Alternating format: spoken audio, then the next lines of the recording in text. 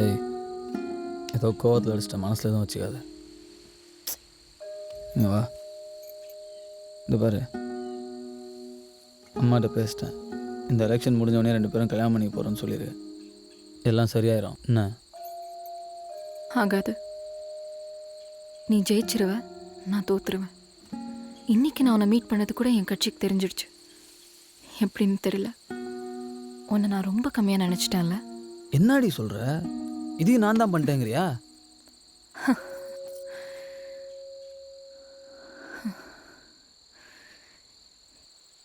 இன்னைக்கு கட்சி ஆஃபீஸில் என்ன நடந்தது தெரியுமா? என்ன சொன்னாங்கன்னு தெரியுமா? உன்னால தான் கட்சிக்கே கலங்கோ வெளில போன்னு சொன்னாங்க. சின்ன வயசுலேருந்து எத்தனை மேடை ஏறியிருப்பேன், எத்தனை நாள் சுகதுக்கத்தை மறந்து தூக்கம் இல்லாமல் கட்சின்னு உழைச்சிருப்பேன்.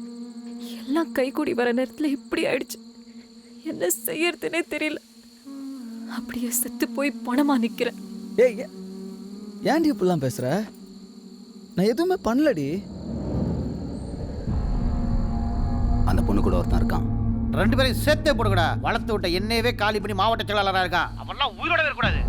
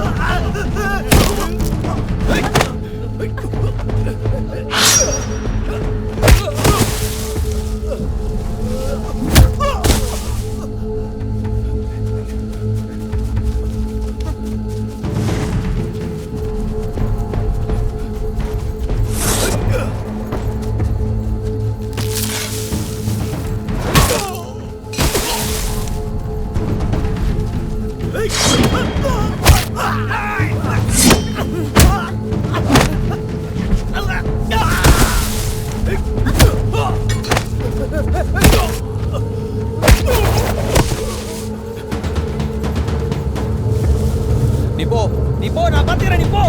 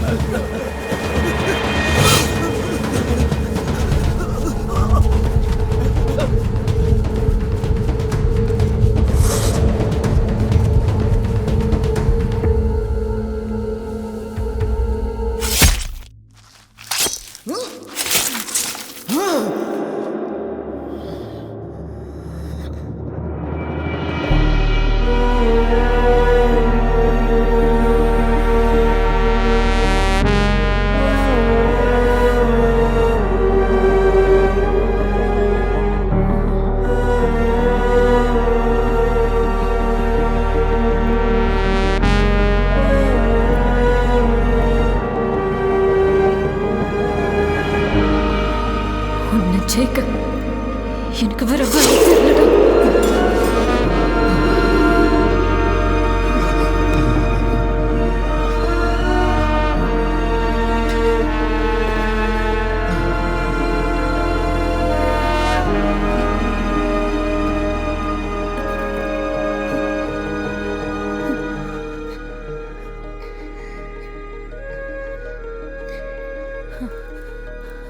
இங்க வர வரைக்கும் உன்னை கொல்லும் நான் நினைக்கலடா.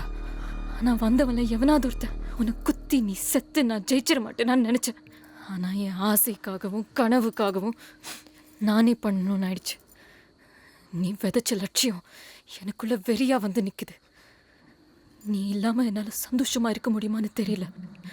ஆனா கட்சி பதவி அதிகாரம் இல்லாம என்னால வாழவே முடியாது. போ, செத்து போ.